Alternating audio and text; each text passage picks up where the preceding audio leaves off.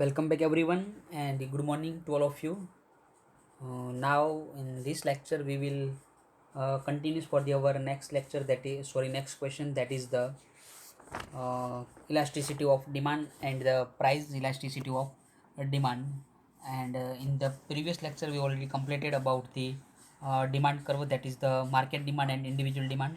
And please, you come on page number 25, and you can see the first question, that is the increase and decrease in demand. And this question already completed in the previous session, and the individual demand and market demand. And now the next question is the elasticity of demand. तो friend यहाँ पे आप concentrate करना कि what is the meaning of elasticity of demand, price elasticity of demand and income elasticity of demand. इन तीनों के बारे में हम यहाँ पे कंसेप्ट क्लियर करेंगे। तो first one, that is the elasticity of demand. Elasticity of demand is the extent to which demand respond to change in its determinants like price, income, taste and preference। तो friend हमें पता है कि जो determinants है यानी कि factor affecting to demand कि वो फैक्टर की हम बात करें तो जो भी चेंज हो रहा है जो डिटर्मिनेंट्स के अंदर, उनकी इफेक्ट डिमांड पे क्या होने वाली है। यानी कि डिटर्मिनेंट्स में जो भी चेंज हो रहा है वो कहाँ पे रिस्पॉन्ड कर रहा है, डिमांड के ऊपर। कि जो भी इफेक्ट डिटर्मिनेंट्स के यानी कि फैक्टर ऑफ डिमांड के ऊपर हो रही है, उनकी इफेक्ट किसके ऊपर आने वाली है, डिमांड। क्योंकि हमें पता है कि अगर ये price, income, taste and preference वहाँ पे कोई भी चेंज, 1 मिनट फ्रेंड्स, ओके। अगर समझो कि बाकी के जो भी अदर फैक्टर है वहाँ पे अगर कोई भी चेंज हो रहा है तो उनकी इफेक्ट किसके ऊपर होने वाली, दैट इज़ द डिमांड। यानी कि हमें पता है कि अगर प्राइस इंक्रीज होती है तो डिमांड कॉन्ट्रैक्ट्स, एंड अगर price decrease that is the demand expand, जो हमने देखा था। एंड इनकम भी इफेक्ट कर रही है डिमांड के ऊपर। अगर आपकी इनकम ज़्यादा है तो आप ज़्यादा डिमांड करोगे, अगर इनकम कम है तो डिमांड भी आपकी डिक्रीज होगी। तो यहाँ पे अलग अलग फैक्टर और उनकी वजह से जो डिमांड के ऊपर रिस्पॉन्ड हो रहा था, अफेक्ट हो रही थी, उनको हम बोलते हैं that is the elasticity of demand. The next question, that is the price elasticity of demand. Law of demand explain that when the other demand determinants are assume. तो फ्रेंड हमने लॉ ऑफ डिमांड के अंदर देखा था कि law of demand में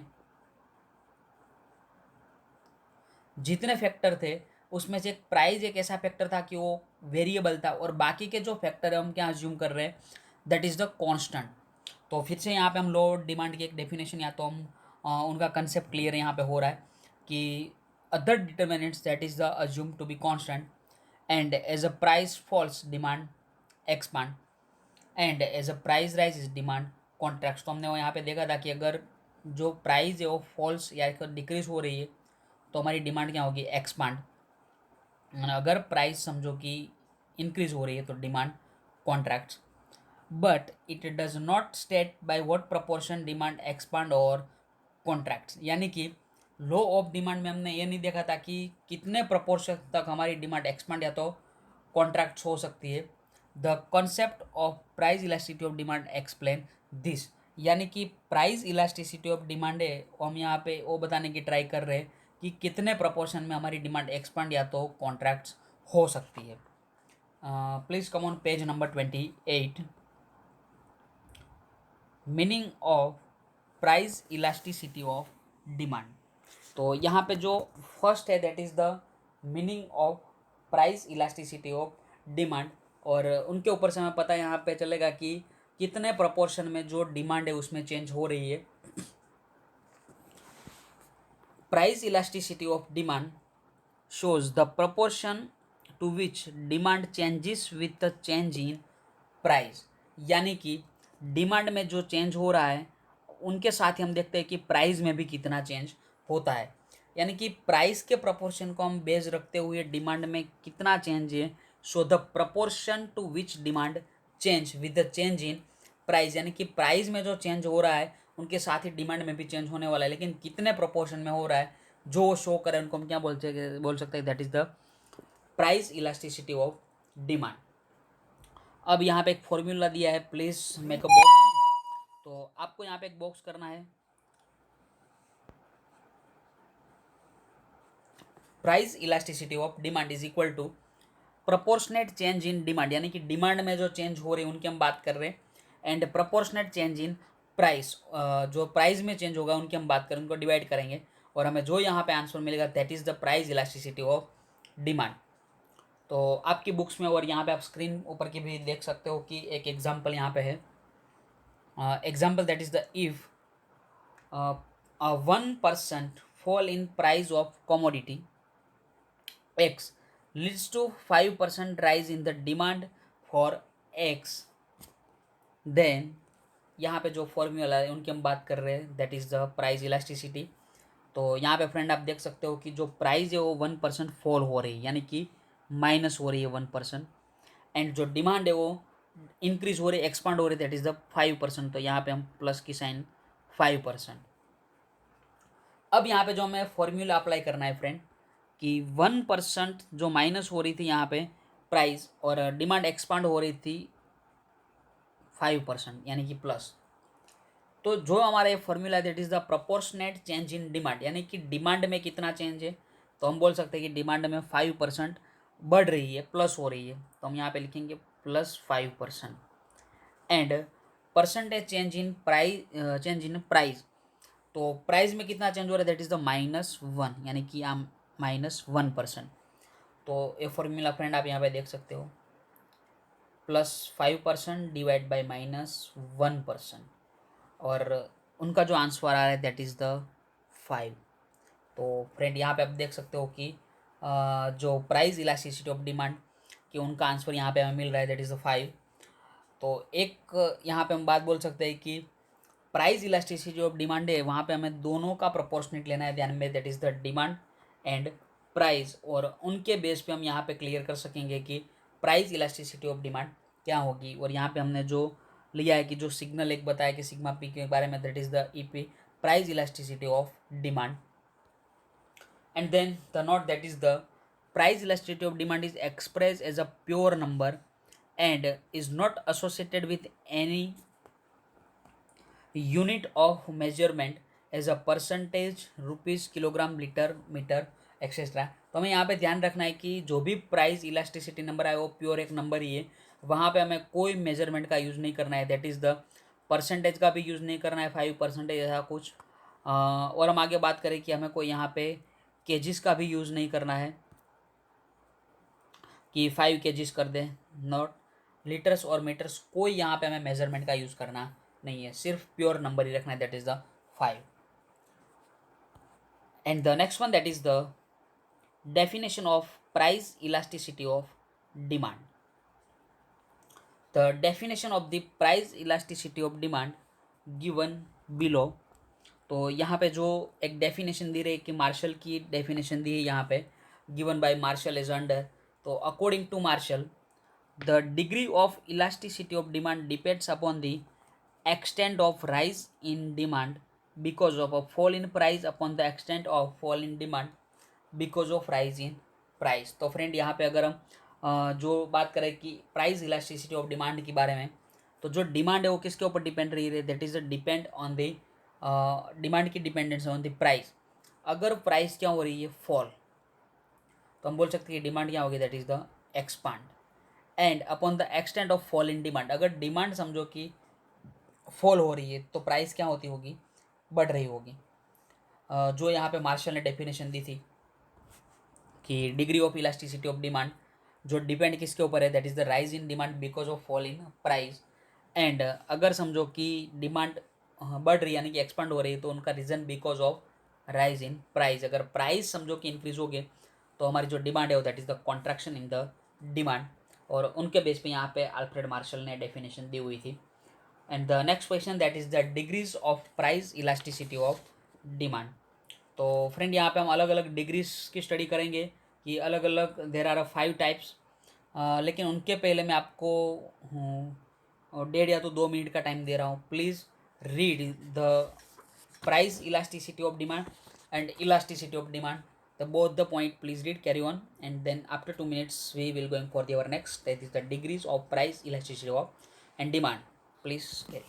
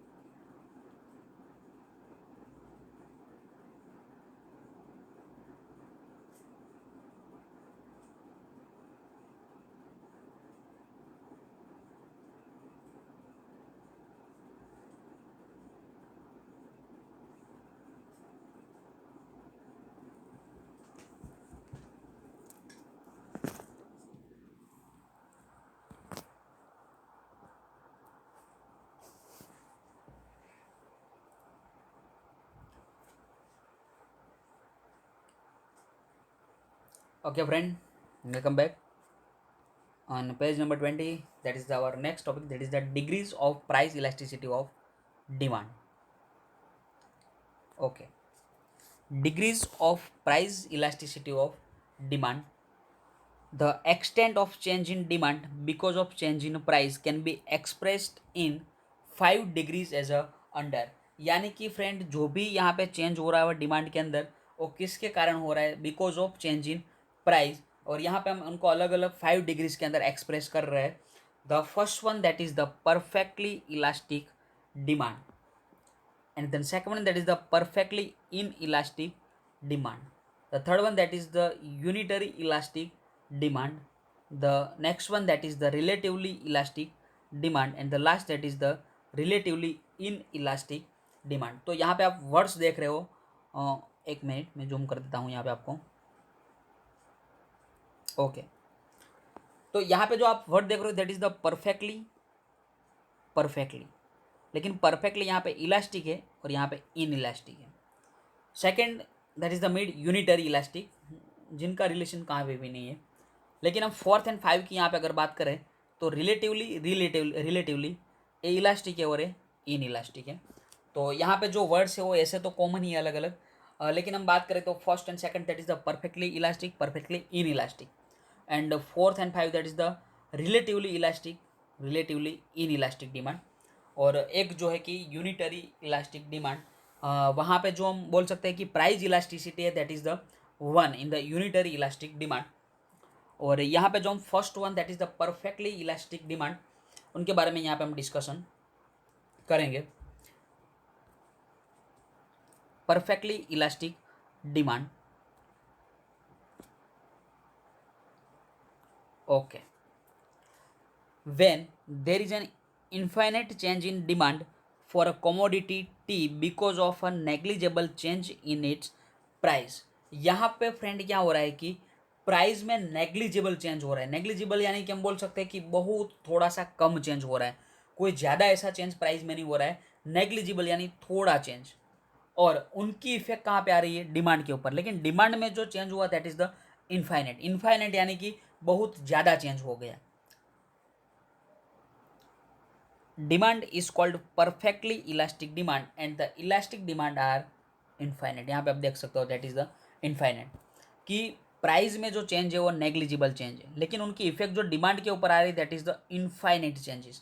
तो यहाँ पे जो बहुत ज़्यादा चेंज हो रहा है, और यहाँ पे जो एक फॉर्मूला है कि हमने जो आगे भी अप्लाई किया था that is the proportion change in demand divide by proportion change in price. यानी कि यहाँ पे जो हमें इलास्टिसिटी ऑफ प्राइस मिलेगा परफेक्टली इलास्टिसिटी डिमांड के अंदर, वो क्या होगा, दैट इज द इनफाइनाइट. अब यहाँ पे आपके सामने एक ग्राफ भी ड्रॉ किया हुआ है, तो आप देख सकते हो कि Y axis that is the price, X axis तो वहाँ पे आपको डिमांड दी हुई है कॉमोडिटी की. और हमें पता है कि जो प्राइस हो दैट इज द नेग्लिबल चेंजेस, वहाँ पे कोई ज़्यादा चेंज नहीं है. तो प्राइस यहाँ पे कोई चेंज हम नहीं बता रहे, थोड़ा चेंज है लेकिन यहाँ पे आपको दिखाई नहीं दे रहा है.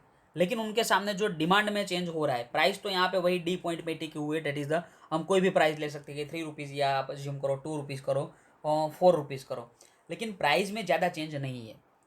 और लेकिन जो डिमांड यहाँ पे चेंज हो रही है और नेग्लिजिबल है.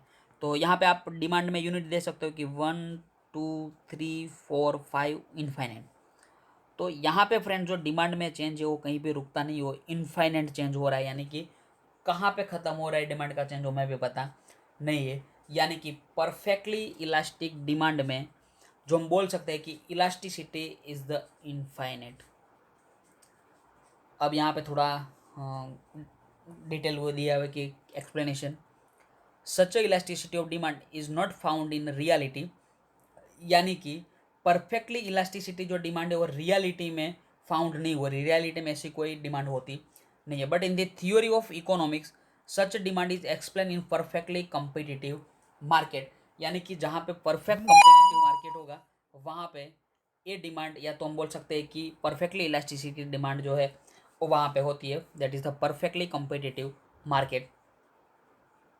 इन diagram the demand curve D D यानी कि this one is horizontal straight line parallel to X axis. तो आप यहाँ पे देख सकते हो कि डी डी का जो डिमांड कर्व है वो क्या है, parallel to X axis, X axis के सामने पैरेलल है. And depicts infinite changes. यहाँ पे इनफाइनिट चेंजेस हो रहा है in demand at the same price. Price देखो सेम है, नेग्लिजिबल चेंज है, ज़्यादा चेंज नहीं है, that is the same price. Then the first one that is the perfectly elastic demand. And now we will going for the our second, that is the perfectly inelastic demand.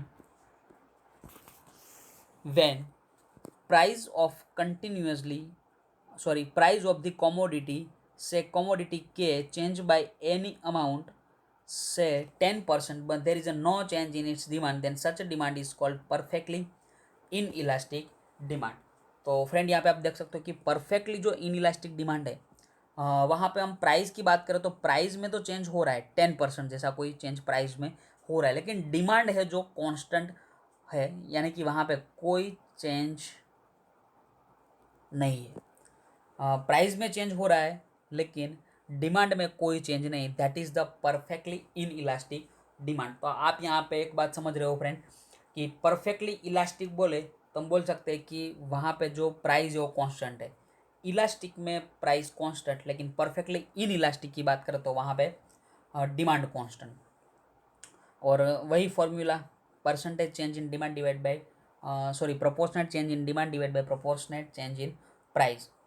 और यहाँ पे आप देख सकते हो कि 0% का चेंज है डिमांड के अंदर, और प्राइस में 10% इंक्रीज हो रही है, दैट इज़ द +10%, और 0/10 दैट इज़ द 0, यानी कि परफेक्टली इन इलास्टिक डिमांड कितनी यहाँ पे होगी 0। और हमें याद रखना है कि perfectly elastic demand that is the infinite, but the perfectly inelastic demand is 0।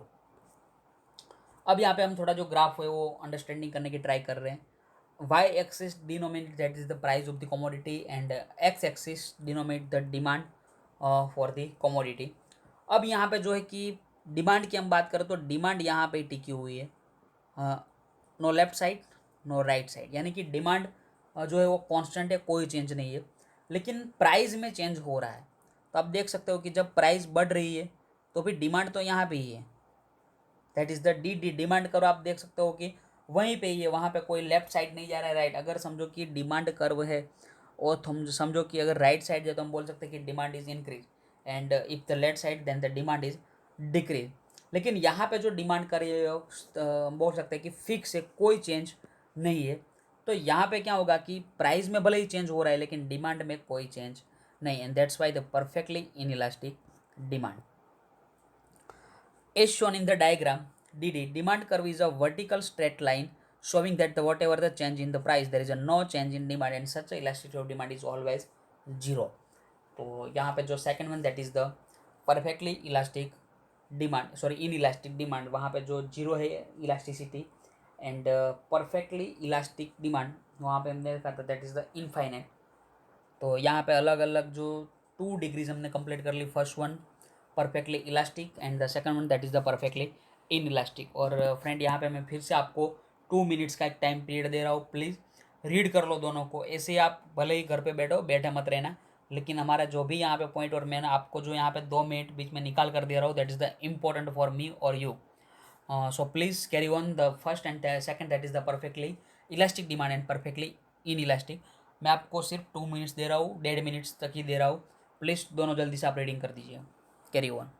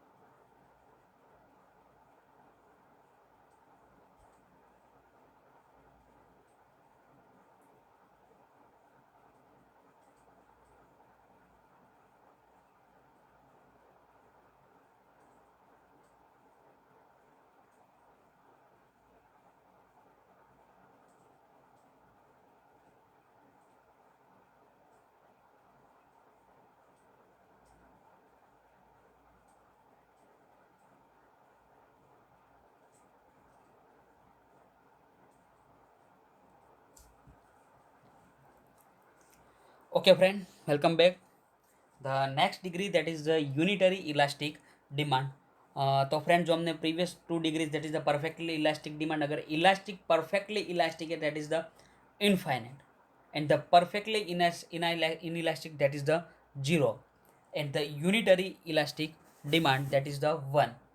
When the price change in a demand is proportionate to percentage change in the price, then it is called unitary elastic demand. यानी कि friend जितना change demand में हो रहा है same उतना ही change कहाँ पे हो रहा है, प्राइस के अंदर. या तो समझो कि हमें पता है कि एक प्लस में तो दूसरी माइनस में, क्योंकि the relationship between price and demand are inverse relationship. So यहाँ पे क्या होगा कि एक पॉजिटिव है तो दूसरा नेगेटिव होगा, कि अगर डिमांड इंक्रीज हो रही है तो प्राइस डिक्रीज होती होगी, एंड अगर प्राइस इंक्रीज होती होगी तो डिमांड डिक्रीज. यानी कि एक प्लस तो दूसरा माइनस. लेकिन जो चेंज हो रहा है, हम नंबरिंग की बात करो तो दोनों में इक्वल. यानी कि अगर समझो कि 5% प्राइस इंक्रीज हो रही है तो सामने डिमांड भी कितनी डिक्रीज होगी, कॉन्ट्रैक्शन होगी 5%. And then it is called unitary elastic demand.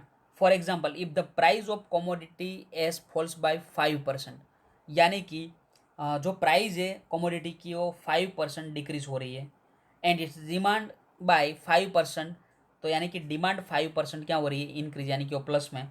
Then there is a unitary change in demand. Unitary यानी कि इक्वल चेंज आ रहा है दोनों के अंदर, by the formula proportionate change in demand divide by the change in price. तो आप यहाँ पे देख सकते हो कि +5% divide by -5%, that is the 1. तो यहाँ पे जो है unitary elasticity demand is equal to 1, यानी कि दोनों में चेंज क्या है, equal. When proportionate change in demand and proportionate change in price are equal, यहाँ पे लिख ही दिया है कि जो दोनों में चेंज हो रहा है that is the demand and price, वो दोनों इक्वल है, then the demand of a commodity is known as a unitary elastic demand. अब यहाँ पे जो हम ग्राफ की एक बात करें तो Y axis denominate that the price and the X axis is denominate the demand. तो आप यहाँ पे देख सकते हो कि जब प्राइस की हम बात करें कि P1 थी तब डिमांड कितनी थी हमारी M1, एंड प्राइस जब इंक्रीज होके हो गई P तब डिमांड कॉन्ट्रैक्ट होके हो गई M. तो यहाँ पे ग्राफ की हम ड्रॉ कर सकते हैं और उनके ऊपर से demand curve that is the D. तो यहाँ पे आप देख सकते हो कि जिस तरह से प्राइस इंक्रीज हो रही है तो उस तरह से डिमांड भी क्या होगी, डिक्रीज. एंड अगर समझो कि प्राइस डिक्रीज तो डिमांड एक्सपांड या तो इंक्रीज हो सकती है. In the diagram on the demand curve DD, when price falls by P1 amount, demand which expands by M1 is exactly same as a price change. यानी कि price में क्या हो रहा है, यहाँ पे सुधार चेंज हो रहा है कि प्राइस इंक्रीज या तो डिक्रीज. तो सामने डिमांड की हम बात करें तो जो चेंज हो रहा है दोनों में सेम. कि आप ये बॉक्स के ऊपर देख सकते हो कि दोनों का जो बॉक्स बन रहा है स्क्वेयर हो सेम ही साइज का बन रहा है, that is the unitary elastic demand is a 1. And the last two degree that is the relatively elastic demand, that is the greater than 1, and relatively inelastic demand that is the less than 1. तो यहाँ पे हमें याद रखना है कि less than 1 and greater than 1. लेकिन friend यहाँ पे मुझे एक साल लग रहा है कि 3 मिनट का टाइम हमारे पास है, 4-5 मिनट का, एंड हमारे पास जो दो यहाँ पे अलग अलग डिग्रीज हैं कंप्लीट होने में तो थोड़ी दिक्कत हो गई. तो यहाँ पे हम जो दोनों relatively elastic and relatively inelastic उनको हम नेक्स्ट लेक्चर में कंटिन्यू करेंगे. लेकिन अभी हम पहले रिवाइज कर लेते तो ताकि आप लोगों को जो भी डिग्रीज हमने आज के लेक्चर में कंप्लीट की वहाँ पे कोई डिफ़िकल्टी क्रिएट ना हो. तो अभी आपको कोई बुक्स के अंदर देखने की ज़रूरत नहीं, आप अपनी मोबाइल के स्क्रीन के ऊपर ही देख सकते हो. जहाँ से हमने स्टार्टिंग किया था that is the elasticity of demand. तो हमें यहाँ पे याद रखना है कि इलास्टिसिटी ऑफ डिमांड यानी कि प्राइस में जो चेंज हो रहा है, मैं अभी कोई स्क्रीन के ऊपर कुछ ड्रॉ नहीं कर रहा हूँ, ऐसे ही बोल रहा हूँ, आप सुनना और जो यहाँ पे लिखा है उसके अंदर ध्यान देना. कि इलास्टिसिटी ऑफ डिमांड की हम बात करें तो जो भी चेंज प्राइस में हो रहा है उनका चेंज किसके ऊपर होगा, डिमांड के ऊपर. तो यहाँ पे जो डिमांड के ऊपर चेंज हो रहा है that is the elasticity of demand. And the next one that is the price elasticity of demand. तो यहाँ पे हम बात करें कि लॉ ऑफ डिमांड में हमने देखा था कि जो अदर डिमांड डिटर्मिनेंट्स है that is the other factor other than price, वो यहाँ पे हम कांस्टेंट रखेंगे. लेकिन जो चेंज होगा वो प्राइस में, अगर price falls then demand expands and as a price rises demand contracts. but it does not state by what proportion demand expands or contracts. The concept of price elasticity of demand explain this. यानी कि law of demand में हमने देखा था कि अगर price increase हो रही है तो डिमांड कॉन्ट्रैक्शन, प्राइस अगर डिक्रीज हो रही है तो हमारी डिमांड क्या होगी, एक्सपांड। लेकिन कितने प्रपोर्शन तक ये होने वाला है वो हमें पता नहीं था, जो हम इस कॉन्सेप्ट के अंदर समझेंगे। Meaning of price elasticity of demand, तो वहाँ पे एक फॉर्मूला हमने लिया, that is the proportionate change in demand divide by proportionate change in price. हमें यहाँ पे याद रखना है फ्रेंड कि डिमांड ऊपर और प्राइस को हम डिवाइड करेंगे। भूल से या तो आप बोल सकते हैं कि मिस्टेक से उल्टा मत कर देना कि प्राइस को ऊपर रखो और डिमांड को नीचे। तो यहाँ पे आपको पता है कि आपका जो पूरे का पूरा क्वेश्चन है वो यहाँ पे गलत हो जाएगा। तो आपको अगर याद रखने में आपको ट्रिक बताऊँ तो हम बोलते हैं कि व्हाट्सएप की डीपी हो या तो फेसबुक की डीपी, तो डी पी यानी कि ऊपर डी और नीचे पी। अगर हम ऊपर पी कर देते तो पी डी होगा, डी पी नहीं होगा। तो हमें यहाँ पे डी पी बनाना है, that is the D divide by P. And यहाँ पे हमने देखा that is the 5। Next one that is the definition of price elasticity of demand, जो अल्फ्रेड मार्शल ने डेफिनेशन दी थी, मैंने आपको समझाई। The next one that is the degrees of price elasticity of demand, and there are 5 degrees. The first one that is the perfectly elastic, perfectly inelastic, relatively elastic, relatively inelastic, and जो एक है unitary elastic demand। अब यहाँ पे हम देख रहे हैं परफेक्टली इलास्टिक डिमांड। तो फ्रेंड याद रखना है कि परफेक्टली इलास्टिक जब डिमांड है तो यहाँ पे हमें इनफाइनिट लेना है, एंड अगर परफेक्टली इन इलास्टिक है तो जीरो, इन इलास्टिक तो जीरो, एंड अगर इन नहीं है तो यहाँ पे हम लेंगे दैट इज द डेफाइनेट, सॉरी इनडिफाइनेट। और यहाँ पे आप देख सकते हो ग्राफ के अंदर कि जो एक्स एक्सिस है वहाँ पे उनका पैरेलल में ही यहाँ पे डी डी डिमांड कर्व है parallel to Y axis, sorry X axis. And जो परफेक्टली इन इलास्टिक डिमांड है वहाँ पे क्या होगा, उल्टा होगा कि डिमांड कर्व है जो पैरेलल टू वाई एक्सिस, यानी कि उस तरफ इस तरफ था। नाउ यू कैन सी कि डिमांड कर्व है जो parallel to Y axis, and perfectly inelastic demand की हम बात करें तो वहाँ पे इलास्टिसिटी जीरो ही है, क्योंकि यहाँ पे जो चेंज हो रहा है वो डिमांड में कोई चेंज नहीं है, वो प्राइस में चेंज हो रहा है। तो हम डिवाइड करेंगे प्राइस से, तो हमें पता है कि जीरो से हम कोई भी नंबर को हम डिवाइड करें तो आपको पता है कि answer is the zero, and the perfectly inelastic demand is zero. And the next one that is the unitary elastic demand, यानी कि वहाँ पे प्राइस एंड डिमांड दोनों में चेंज क्या था, इक्वल। इसीलिए यहाँ पे जो भी चेंज हमें मिल रहा है that is the unitary elastic demand is a 1। और आज के लेक्चर के लिए हम इतना रखते रहें, और नेक्स्ट लेक्चर के लिए हम बाकी की जो 2 डिग्री उनको भी कंप्लीट करेंगे, और साथ साथ जो लास्ट क्वेश्चन है that is the types and degrees of income elasticity as well as income elasticity of demand complete करने की ट्राई करेंगे, और इस चैप्टर को हम नेक्स्ट लेक्चर में शायद कंप्लीट कर देंगे। तो आज के लेक्चर के लिए हम इतना रखते हैं।